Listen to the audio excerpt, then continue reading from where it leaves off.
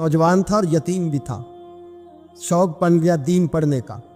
महल्लेदार इलाके वाले कहने लगे कहाँ से कमाएगा, ना बाप है, ना माँ है, ना घर है, कहाँ से। हजरत रूमी कहते हैं नौजवान ने जंगल में झोंपड़ी लगा ली। वहाँ वो सुबह मदरसे जाता, शाम को जंगल में रहता, वहाँ अल्लाह अल्लाह करता, सबक याद करता। एक दिन बादशाह की बेटी रास्ता भूल गई, जंगल में आई सहेलियों के साथ, बॉडीगार्ड भी साथ थे पर रास्ता भूल गई।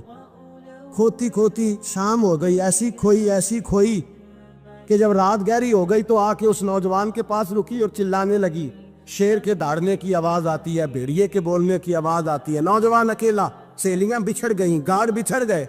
कहने लगी मैं परेशान हूँ, मुझे जगह मिल जाएगी। नौजवान कहता मैंने शहजादी देखी और मुझे भी पता था कि घर एक ही है और आग को अंदर से दरवाजा भी बंद करना पड़ता है, जंगल जानवर भी आ जाते हैं। कहते मेरी छोटी सी कुटिया में, झोंपड़ी में वो आई, रो के कहने लगी सहारा कोई नहीं, अगर मैं पीछे निकलूंगी तो भेड़िए खा जाएगा।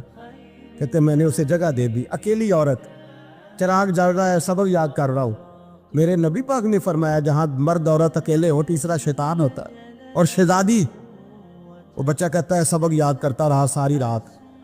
वो बच्ची को कहा सो जा, पर वो कहती है नींद मुझे भी कहाँ आई।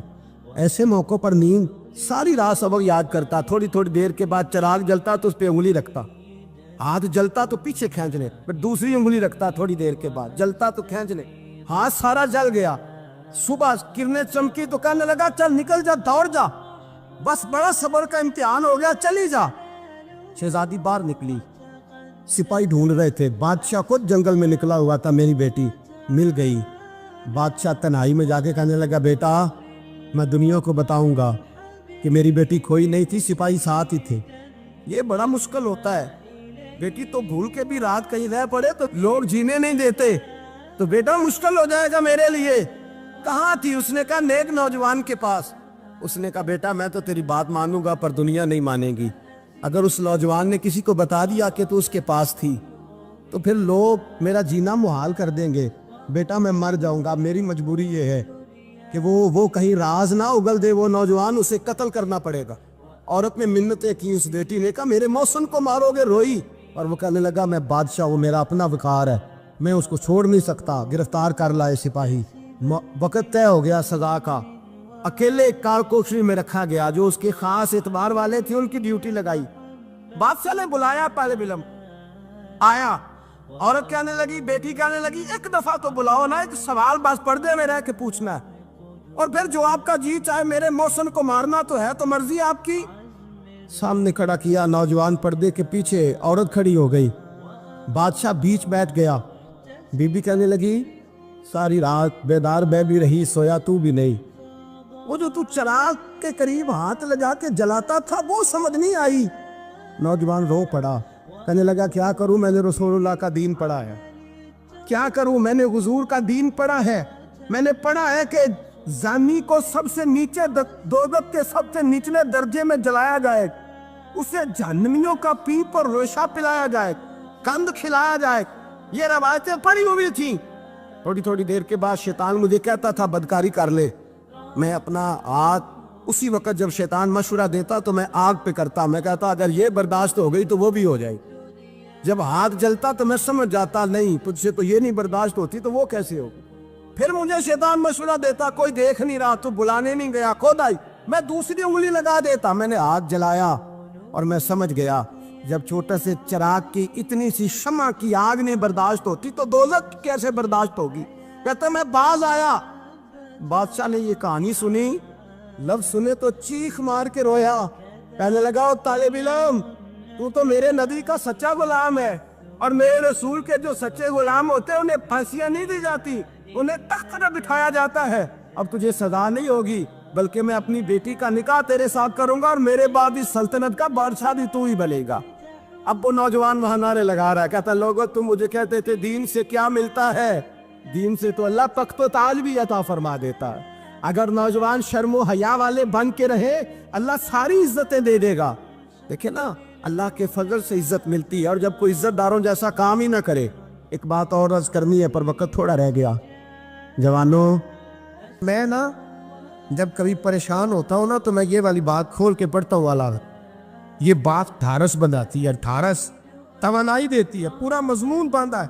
اعلیٰ حضرت کہتے ہیں بہروپیہ تھا, مداری, روپ بدل بدل کے دکھایا کرتا تھا, بادشاہوں سے انعام لیتا تھا. ایک دن اورنگزیب عالمگیر کے پاس آ گیا, کہنے لگا میں روپ بدلوں گا, اگر آپ پہچان نہ سکے تو میں انعام لوں گا. آپ نے فرمایا میں کوئی ایسے ویسا بادشاہ نہیں, کہا مجھے دھوکہ دینا مشکل ہے. کہا نہیں میں روپ بدلوں گا. حضرت اورنگزیب عالمگیر بڑے نیک بادشاہ گزرے, بڑے پرہیزگار. وہ بہروپیہ کہنے لگا میں روپ بدلوں گا, آپ نہیں پہچان سکیں گے. فرمایا چل جتنا تیرے اندر زور ہے لگا لے. حضرت نے اعلان کیا کہ میں نے فوجی بھرتی کر دیں, 2 ماہ کے بعد ٹیسٹ ہوگا. وہ 2 مہینے دوڑتا رہا, رنگ روپ بناتا رہا, آیا ٹیسٹ دینے, 2-3 سپاہیوں کا امتحان لیا. اس کی باری آئی تو 10 روپے دیے, کہنے لگے تیرے آنے جانے کا کرایہ میں نے تجھے پہچان لیا ہے. کچھ دنوں کے بعد جانے لگے سفر پر, تو بھکاری آ گئے خیرات مانگنے. اس نے بھی سارے منہ پر سیاہی مال لی, کپڑے پھاڑ لیے, سر کے بال مڈا لیے, پگے تک کٹا لی, بدرنگ ہو کے آیا. کاسا آگے کیا تو حضرت نے 10 روپے ڈالے, کہنے لگے تیرے آنے جانے کا کرایہ میں نے پہچان لیا ہے. کچھ دن گزرے تو ٹیچر کی ضرورت تھی. اس نے مونچھیں بڑی کر لی, داڑھی نکلی لگا لی, سر پہ جنا کیپ پہن لی, ایک شیروانی لے لی اور ہاتھ میں چھڑی پکڑ کے آیا. کہنے لگا میں استاد ہوں, 2-4 بندوں کا امتحان لیا. اس کی باری آئی تو 5 روپے دیے, 10 روپے دیے, کہا تیرا کرایہ میں نے پہچان لیا. 2 سال گزر گئے. وہ جب بھی آتا حضرت پہچان لیتے. ایک دن سفر پہ جا رہے تھے, بہت بڑا لشکر تھا, جہاد کرنے جا رہے تھے اورنگزیب عالمگیر. تو دیکھا ایک پہاڑی ہے, پہاڑی پہ لوگ جا بھی رہے ہیں آ بھی رہے. اورنگزیب عالمگیر پوچھنے لگے یہاں کیا ہے؟ کہنے لگے بابا جی بیٹھے ہیں دعا کرتے ہیں, اللہ کے نیک بندے ہیں. اورنگزیب کہنے لگے یار پرانے لوگ سارے ہی اللہ والوں کو مانتے, یہ بھی مصیبت آئی ہے جتنی نہیں آئی ہے, سارے لوگ ہی مانتے. کہنے لگے ذرا میں دعا نہ کرا لوں, بچے کام جا رہا ہوں.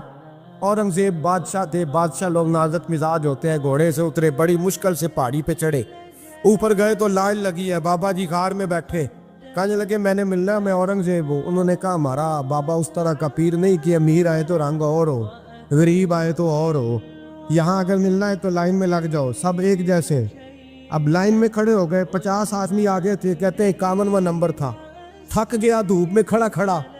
جب میں پہنچا غار کے دہانے تو میں نے بابا جی کے چہرے پہ نظر ڈالی تو بڑا نورانی چہرہ, بڑی خوبصورت لب و لہجہ. میں نے کہا میرے جیسا آدمی بھی پگڑی باندھ لے تو اچھا لگنے لگ جاتا ہے, بڑا خوبصورت انداز. کہتے ہیں میں ان کے پاس اتحیات کی حالت میں بیٹھ گیا. میں نے کہا حضور میں جا رہا ہوں جہاد کرنے, دعا کرنا. بزرگوں نے ہاتھ اٹھائے, اللہ اس کی مدد فرما, دین کو غلبہ عطا فرما, اسے دین کا سچا پکا سپاہی بنا. پھر تھپکی دی, 2-4 نصیحتیں نکال ڈالی, دیکھنا ظلم نہ کرنا, زیادتی نہ کرنا, جب تم جیت کر نہ کرنا, غرور نہ کرنا, نصیحتیں بھی کر دی.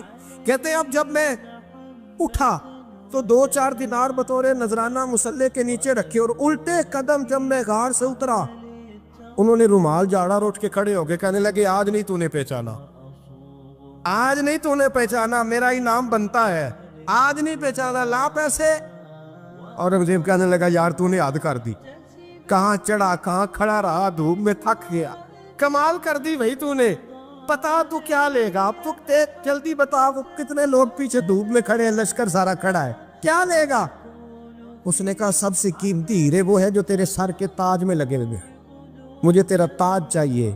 او بھائیو سننا اور یاد رکھنا, میرے اعلیٰ حضرت کہتے ہیں بادشاہ نے سر کے اوپر سے تاج اتارا, بہروپیے کے قدموں میں رکھا اور کہنے لگے یہ لے, اور یہ تو تیرا مانگنے پر میں نے دیا ہے نا, میں واپس آتا ہوں تو آنا میں اپنی مرضی سے بھی تجھے دوں گا. تو نے اورنگزیب جیسے بندے کو دھوکہ دیا, آنا میں اس وقت بھی دوں گا. وہ دے کر بس بات ختم ہو گئی, حق ہو گئی. دے کر کہتے ہیں جب میں پلٹا نا واپس, بہروپیے نے آواز دی بادشاہ ٹھہر جا. تو میں نے پلٹ کے دیکھا تو کہنے لگے یہ اپنا تاج لے جا, اٹھا اور لے جا. میں نے کہا 2 سال بیت گئے تجھے محنت کرتے, آج قابو آیا تو لے جاؤ. کہنے لگا لے جا, مسئلہ سمجھ میں آ گیا. میں نے کہا مجھے بھی تو سمجھانا. کہتے ہیں وہ پھوٹ پھوٹ کے رویا, اس کی آنکھیں برس پڑی, سیلاب کی طرح آنسو بہہ نکلے, تڑپا اور رو کے کہنے لگا بادشاہ میں نے جھوٹ موٹ رسول اللہ کی غلامی اختیار کی تھی, جھوٹ موٹ کی داڑھی, جھوٹ موٹ کی پگڑی, جھوٹ موٹ کا فقر, میں نے جھوٹ موٹ نبی پاک کا لباس پہنا ہے, تو تیرے جیسے بادشاہوں کے تاج میرے قدموں میں آ گئے ہیں. अगर मैं सचमुच रसूलुल्लाह का गुलाम बनूंगा तो अल्लाह क्या कुछ अता फरमाए, अल्लाह कितनी नेमतों से नवाजे। मेरे आला क्या फरमाते हैं, आला हज़रत फरमाते हैं फरिश्ते भी करते हैं ताज़ीम मेरी। कौन जी? अल्लाह। ऐसा अकीदा भी कम मिलेगा जो बरेली के इमाम का अकीदा है, ऐसा भी कम। कहते हैं फरिश्ते भी करते हैं ताज़ीम मेरी। क्यों? फरमाने लगे फिदा हो के उन पर ये इज्जत मिली। बगदाद के एक दरवेश आलिम थे, तो वो जब भी नमाज पढ़ाते ना तो किसी ताजर की 2 बीवियों के बारे में दुआ मांगते। तवज्जो है मेरी बात पर? नमाज पढ़ाते तो कहते अल्लाह उस ताजर की 2 बीवियों को अपनी खास रहमतें अता फरमा। एक दिन लोग उनके गिर्द इकट्ठे हो गए, कहने लगे बाबा जी बताएं तो सही वो बीवियां कौन थी जिनके लिए आप दुआ मांगते? तो फरमाने लगे मेरे शहर का एक ताजर था, बहुत बड़ा ताजर था, मालदार था पर बे औलाद था। उसे बगदाद से मुल्क शाम जाना पड़ता था तिजारत करने, और कई कई महीने उसे शाम के मुल्क में रहना पड़ता था। उसने इस तरह किया कि वहां भी एक शादी कर ली। तो जो है ना मेरी बात पर, क्या कर लिया उसने? दूसरी शादी करना मर्द के लिए जायज़ है, तीसरी करना भी, चौथी करना भी भैया के वक्त, मगर अगर इंसाफ कर सके तो। अगर चारों में हम ना आधा मसला सुनते हैं और आधा ही बयान करते हैं, अगर इंसाफ ना कर सके फिर उसके लिए 4 जायज़, फिर वो एक ही रखेगा। तो अजीज दोस्त, दूसरा निकाह कर लिया, शादी हो गई। अब वो वहाँ कुछ ज़्यादा वक्त गुजारने लगा, मालदार आदमी था, बीवी को मकान भी लेके दे दिया। अब वो जरा देर से आता वापिस, और जब आता भी तो उसके वो वाले अंदाज ना होते जो पहले हुआ करते थे। अब बीवी से बड़ा जासूस भी कोई नहीं होता, उसको तो पहले पता चल जाता है कि माजरा क्या है, उसे बड़ी खबर होती है। तो उसने महसूस कर लिया कि बदले बदले से मेरी सरकार नज़र आते। वो कहने लगी अब के जब आता जाता है तो इसके हालात कुछ बदले बदले से हैं, माहौल कुछ और है। उसने एक बूढ़ा आदमी जो उसका अजीज़ भी था और समझदार भी था उसको तैयार किया। कहने लगी अब के जब मुल्क के शाम जाए ना तो इसका पीछा करना और ख़बर करना कि कहाँ रहता है, कहाँ जाता है, क्या करता है। वो बूढ़े बुजुर्ग जो थे वो खातून के कहने पर कुछ उसने किराया भी दिया। वो उस ताजर के पीछे गए और वापस आके खबर दी। कहने लगे कि ये तो 2-3 साल बीत गए, इसने वहाँ भी शादी की हुई है, तुझे बताया ही नहीं। बीवी बड़ी समझदार थी, हौसला मंद, ज़ीरत, उसने शोर नहीं मचाया। उसने कहा कि मैं ना अब जब आएगा ना तो तरीके से बात करूँगी और पूछूंगी कि ऐसा क्यों किया।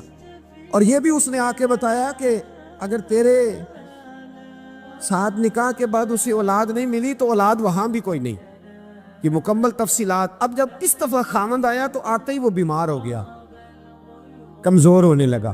अब खातून ने मुनासिब नहीं समझा कि आते ही धड़ाम से मैं उसके सर पर ये ठोड़ दूँ कि तूने निकाह किया हुआ है और मुझे बताया नहीं। वो जरा तसल्ली में रही, कुछ वो बीमार था, हौसला रखा, खिदमत करती रही। कुछ दिन गुजरे तो वो ताजर इंतकाल कर गया, फौत हो गया। अब राज खोल न सका, इद्दत गुजारी, और जब सारा माल जमा किया ना तो अशरफियों की बोरियां भर गई। सारा माल उस बीबी का, 4 बोरियों में अशरफियां, 4। यहाँ तो पेट का दोज़ख है, माज़ अल्लाह, भरता ही नहीं। हाल मिन मजीद, हाल मिन मजीद। वो जो कहते थे ना कि बस बाहर चला जाऊं और बाहर मैं कुछ थोड़े से पैसे कमा के 2-3 साल में लौट आऊँगा, फिर यहाँ आके कोई कारोबार करूँगा, वो गए हैं तो वापस नहीं आए। वो जो कहते थे ना बस मैंने इतना सा कारोबार करना है कि मकान बन जाए, उन्होंने 4 मकान भी बना लिए हैं, लेकिन ब्रेक हल में मजीद की दौड़ है। अब 4 बोरियां उस औरत ने छुपाए रखी। कोई बंदा नहीं जानता बगदाद में कि मुल्क के शाम में ताजर की दूसरी बीवी भी है। जब वो फारिग हुई तो उसने उस बूढ़े जासूस को फिर बुलाया और 2 बोरियां ऊंट पे रखी, खुद भी साथ बैठी और मुल्क के शाम गई। अल्लाह अकबर।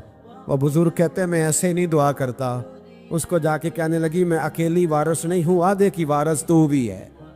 मैं अकेली वारिस नहीं, ये तक़सीम विरासत है, आधी की वारिस तू भी है। तो रख अपने पैसे, मुझे पता है उसने निकाह किया था पर मुझे बताया नहीं था, तो रख अपने पैसे, मैं तुझे दे रही हूँ, आधे तेरे हैं आधे मेरे हैं। उसने नजर उठाई तो रो पड़ी, कहने लगी नहीं अब ये सारे तेरे ही हैं, اگر تو اللہ سے ڈرتی ہے تو میں بھی رب سے ڈرتی ہوں، اگر تو مصطفیٰ کریم کا کلمہ پڑھتی ہے تو میں بھی اسی نبی کی ماننے والی ہوں۔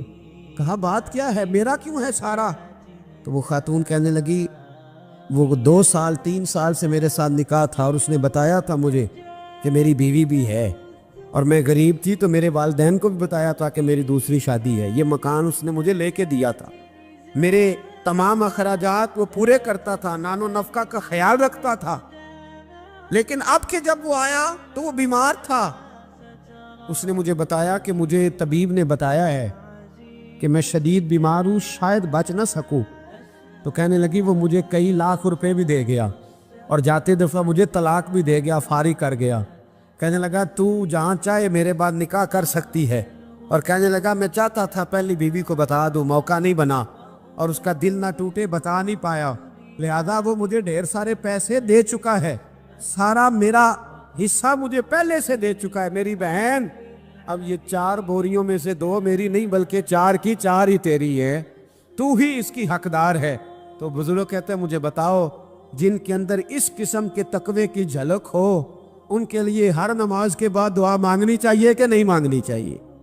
حضرت عمر کے زمانے میں ایک نوجوان تھا، نیک تھا، مسجد جایا کرتا تھا رات کو۔ تو مسجد جا رہا تھا تو رستے میں ایک عورت نے دعوت گناہ دی، ابن عساکر نے اس کو لکھا ہے۔ تو نوجوان تھا، خواہشات تھی، کچھ طبیعت مائل ہو گئی، ابھی ادھر جا ہی رہا تھا کہ کسی نے آیت پڑھ دی والی من خاف مقام ربی جنتان، جو رب کے سامنے کھڑے ہونے سے ڈرے گا اللہ 2 جنتیں دے گا۔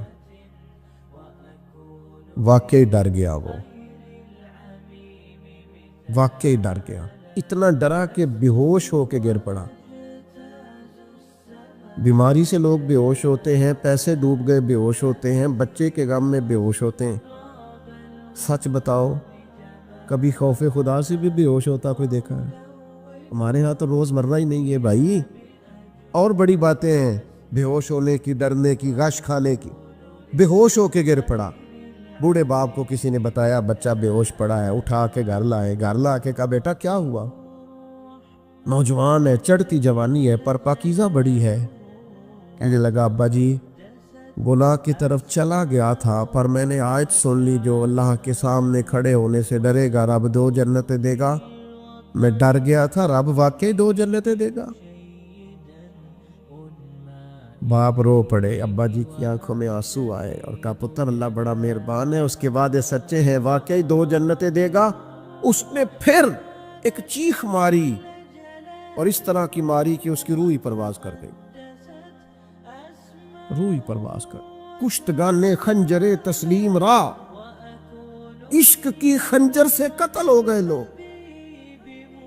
صبح حضرت عمر کو پتہ چلا کہ انہوں نے تو رات جنازہ بھی پڑھ دیا، تدفین بھی کر دی۔ جناب عمر فرمانے لگے اتنا نیک نوجوان خوف خدا سے دنیا سے چلا گیا، مجھے کیوں نہیں بلایا میں جنازہ پڑھتا؟ فاروق اعظم فرما رہے ہیں میرا شوق تھا میں اس کا جنازہ پڑھتا۔ کہ حضور